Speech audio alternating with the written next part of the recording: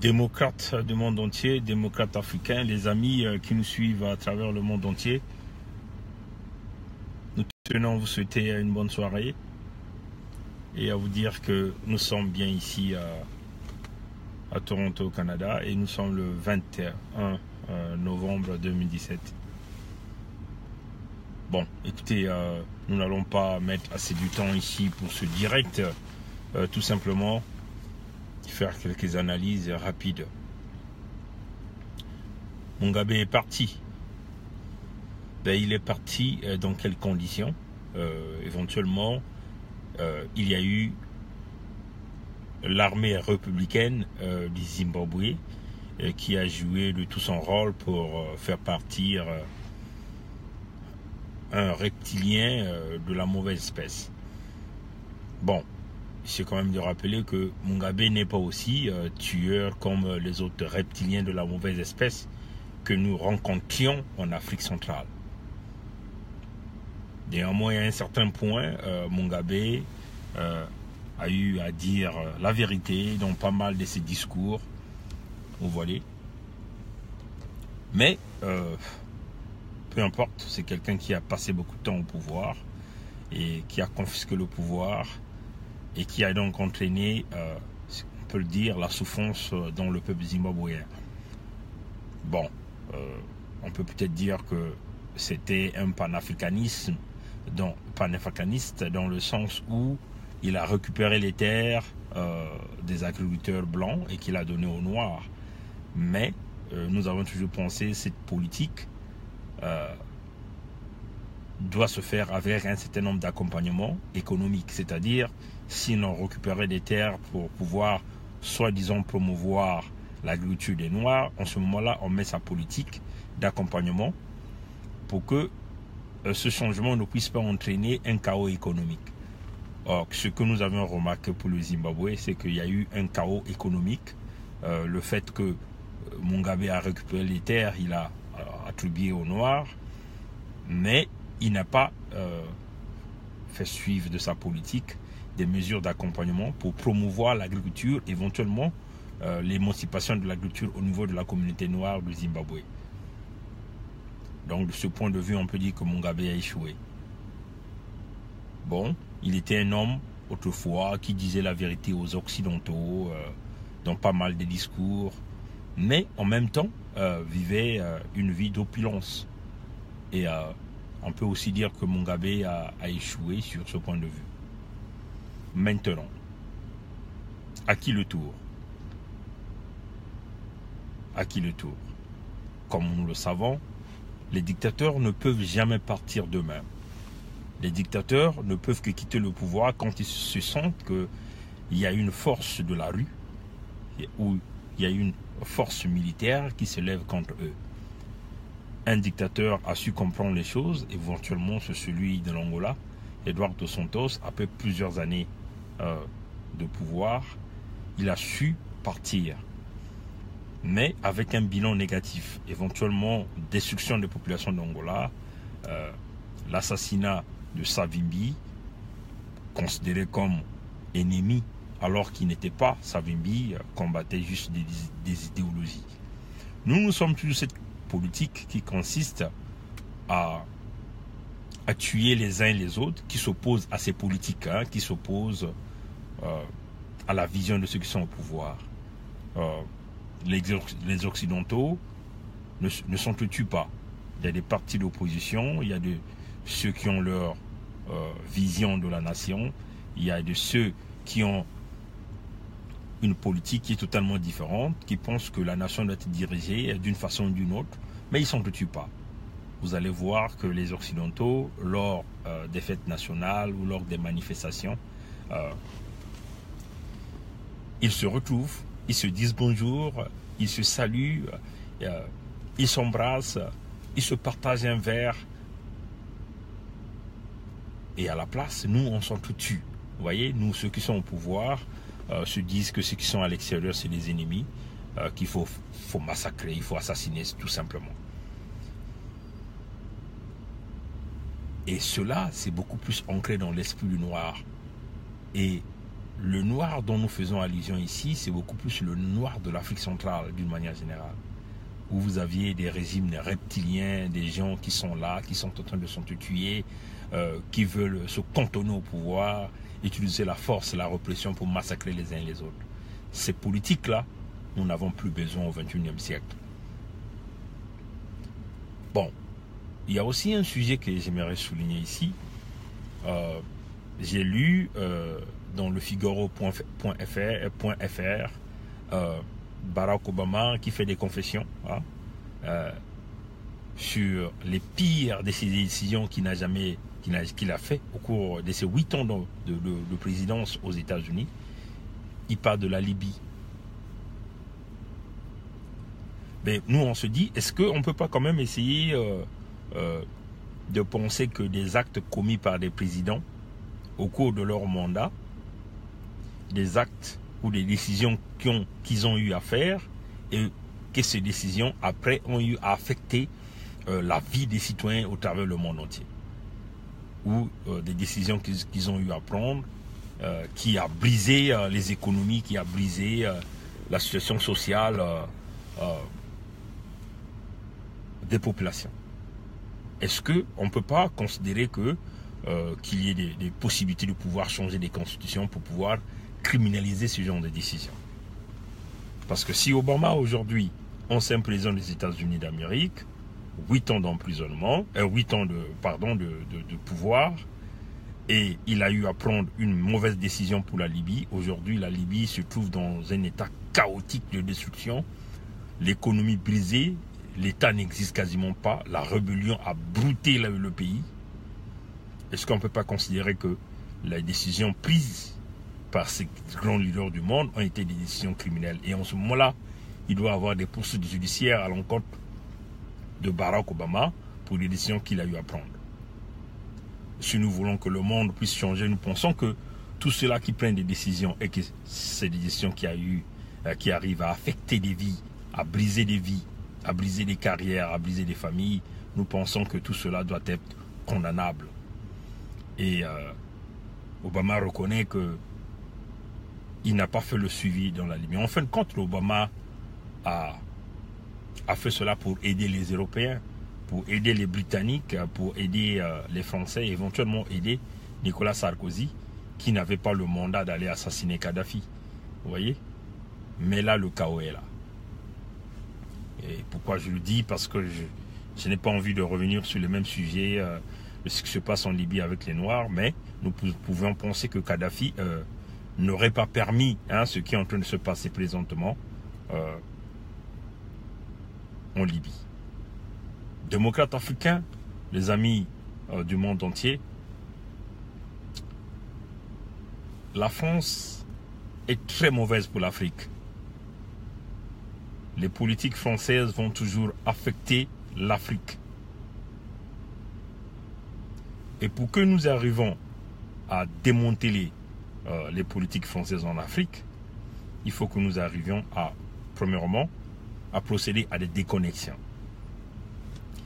Les Zimbabwéens venaient de faire une déconnexion avec Mugabe, mais qui ne commettent pas l'erreur que les Burkinabés ont eu à faire. Les Burkinabés ont mené une très bonne révolution. Malheureusement, à la place, ils ont remis un autre reptilien qui continue à travailler dans le sens de la France. C'est cela que les Zimbabwéens doivent éviter de faire. Vous voyez? La France, elle est mauvaise. La politique française, c'est cette politique qui est en train de briser l'Afrique. Vous voyez, ce qui est bizarre, c'est que dans le changement politique de régime qui va se faire au Zimbabwe, ça ne s'est pas terminé avec un bain de sang. C'est ce que je tiens à souligner et à féliciter les responsables militaires, les hauts gradés militaires de ce pays, et aussi la sagesse de Mugabe, même si on peut considérer que c'était un dictateur qui a résisté et en fin de compte la force de la rue l'a permis de quitter le pouvoir, mais nous pensons quand même qu'il a eu un côté sage, parce qu'il s'est dit, parce que personnellement je me dis, Mugabe c'est quelqu'un qui a mis plusieurs années au pouvoir, donc il doit quand même avoir une fraction d'armée qui est très proche de lui, qui pouvait donc mener une forte résistance, éventuellement amené la mort d'homme avant son départ. Mais de ce côté, je lui donne ce côté sagesse en tant qu'un vieux africain, un vieux sage africain, dans le sens que il est parti sans pourtant qu'il puisse avoir l'effusion du sang dans son pays. Et je tiens à féliciter ce tact. Et je tiens aussi à féliciter tous les politiciens zimbabwéens, tout le système militaire, tout le système de sécurité pour cela. D'avoir protégé les populations, d'avoir protégé des vies, d'avoir sauvé des vies. Et c'est qu'encore on peut remarquer que le Zimbabwe est un pays anglophone. Nous pouvons quand même essayer de voir un peu le changement des politiques britanniques au niveau de l'Afrique. La plupart de tous ces pays-là, les changements politiques, nous sommes en train d'assister quand il s'agit des élections, à de l'alternance politique sans violence. Le pouvoir, la passation de pouvoir se fait d'une manière pacifique aux yeux de tout le monde. Le Nigeria a montré un exemple et le Ghana a montré un exemple. Et là, nous sommes en train de voir le Libéria qui est quasiment... voilà, excusez-moi, il y a eu une petite manœuvre là. Et nous allons voir le Libéria qui est aussi dans ce processus de vouloir passer à faire une passation de pouvoir d'une manière pacifique. Mais dans la partie francophone, la passation de pouvoir se fait toujours par la violence. Il y a toujours des morts d'hommes, il y a toujours le sang qui coule. On peut citer quelques exemples. En République du Congo, Sassou Nguesso est venu par un coup d'État, il continue à se maintenir. Il est en train d'éradiquer tout un département que nous appelons le département du Poul. Il continue à massacrer, personne ne dit rien. Il est protégé par la France. Le Burundi, on a un homme qui change la constitution, qui se maintient. Nkurunziza continue à massacrer les populations protégées par la France et la Belgique. En République démocratique du Congo, vous avez Kabila, qui est devenu impopulaire. Il a perdu la légitimité. Il se maintient sans aucune protection ni constitutionnelle. Il continue à massacrer les populations de la République démocratique du Congo. Il a la protection de la France, de la Belgique et même des États-Unis. En Côte d'Ivoire, Ouattara a été piloté au pouvoir en chassant le président Laurent Gbagbo. Il y a eu des milliers et des milliers de morts des Ivoiriens menés par la France. Au Gabon, vous avez Ali Bongo qui change les résultats de l'élection présidentielle, qui massacre les Gabonais, mais il est toujours là, protégé par la France. On peut continuer, plein d'exemples. En République centrafricaine, des diamants pillés, des groupes armés, changement politique. Tout dernièrement, on a suivi l'analyse de Samba Panza, qui était la présidente de la transition, qui a expliqué comment elle a changé les résultats de l'élection présidentielle pour mettre Touadéra sous la demande de la France. Donc vous voyez que la France représente bien le mal de l'Afrique. Le mal de l'Afrique. Et tout ça parce que la France ne survit que des matières premières de l'Afrique.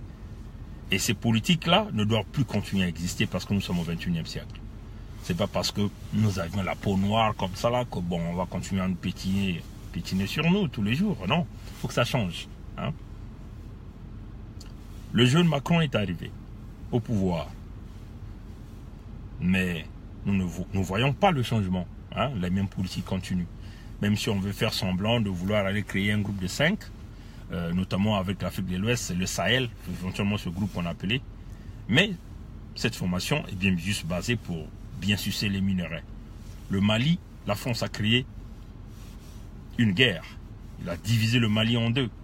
Mais l'objectif, c'est d'exploiter l'or du Mali. Le Niger,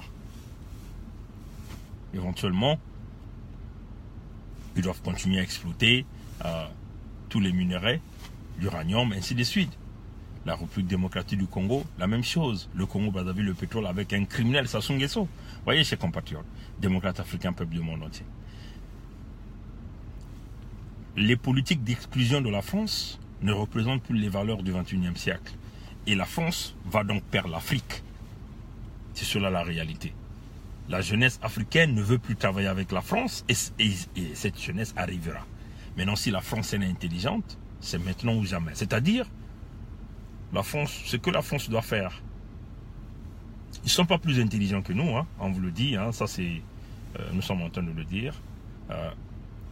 Ce que la France veut faire pour essayer de se sauver, hein, continuer à créer un partenariat, c'est d'éviter les politiques d'exclusion de la jeunesse. C'est-à-dire arrêter de soutenir les dictateurs, de l'exposer, de les jeter hors du terrain, revenir sur une nouvelle base de discussion avec une nouvelle jeunesse. Et cette jeunesse va essayer de mener des réformes politiques, économiques, éventuellement de travailler en connivence. Ce n'est que de cette façon que la France va sauvegarder l'Afrique. Mais si la France continue, est en train de continuer sur cette politique, hein, qui consiste de supporter la dictature, juste la politique de piller les richesses, la France va perdre l'Afrique. C'est la réalité et ça va arriver. Si ça n'arrive pas cette année, ça va arriver l'année prochaine, ça va arriver dans les 10 ans, ça finira par arriver. Nous, on peut être en vie, on peut peut-être mourir, ça finira par arriver. Si les hommes politiques français ont une vision, c'est maintenant ou jamais qu'il faut commencer à changer les choses. Les criminels qui ont des mains sales, des mains liées au sang humain, comme Sassou, doivent être éjectés. Biya éjecté, Bongo éjecté, Nkurunziza éjecté, Kabila éjecté, Museveni éjecté, Kagame éjecté. Il faut le faire aujourd'hui, dès maintenant, dès demain. Maintenant, si ils pensent continuer à les protéger, il y a plusieurs possibilités, parce qu'il y a des jeunes qui sont en train de travailler sur des stratégies que aucun service secret ne saura ça. C'est impossible. Le service secret français ne saura pas le jour où on va buter Sassou. Le service secret français ne saura pas le jour où on va buter Ali Bongo. On va buter tous ces dictateurs qui sont en train de soutenir. Ils ne sauront pas ça là. C'est impossible de savoir ça. C'est la réalité qu'on vous dit. Ils ne sauront pas. Et quand ces forces-là vont s'installer dans ces pays-là, ils seront protégés avec des forces de frappe qui vont concurrencer les forces militaires françaises au niveau de l'Afrique. Hein? Ces groupes qui sont là pour protéger les intérêts de la France. Ils vont les concurrencer. Et ça va être difficile pour la France de récupérer ces pays-là après. Voilà pourquoi on vous dit, c'est maintenant ou jamais qu'il faut négocier. Je m'adresse à Sassou Nguesso. Si vous êtes encore intelligent, si vous êtes encore quelqu'un qui veut se sauver la peau, qui veut sauver ses siens, c'est maintenant ou jamais.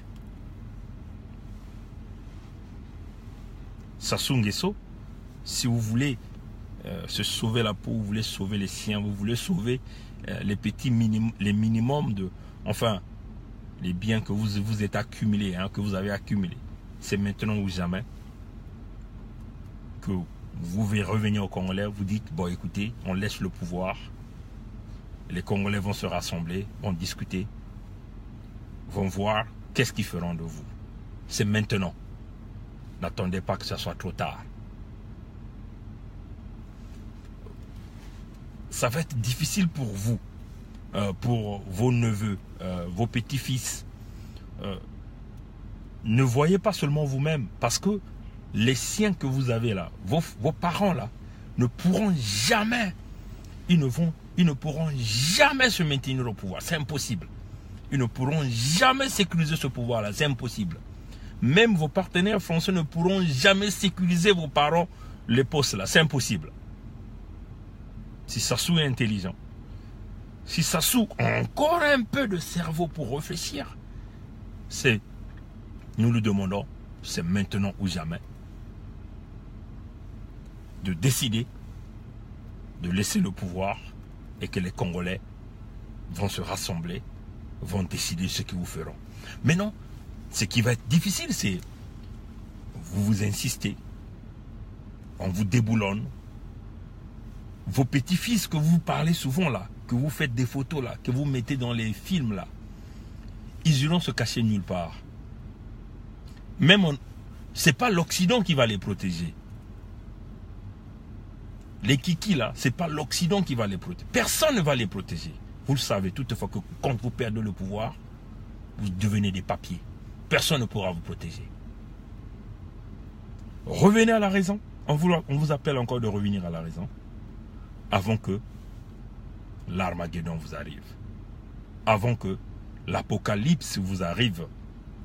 Il est vrai que vous avez créé l'apocalypse économique, l'apocalypse humanitaire au Congo, mais vous avez encore la diaspora congolaise qui est encore là, au grand complet. Vous pouvez détruire le Congo, piller tout le Congo. Vous avez encore une diaspora congolaise qui est là. La diaspora congolaise, elle est partout au travers le monde entier, qui est en train de travailler dur.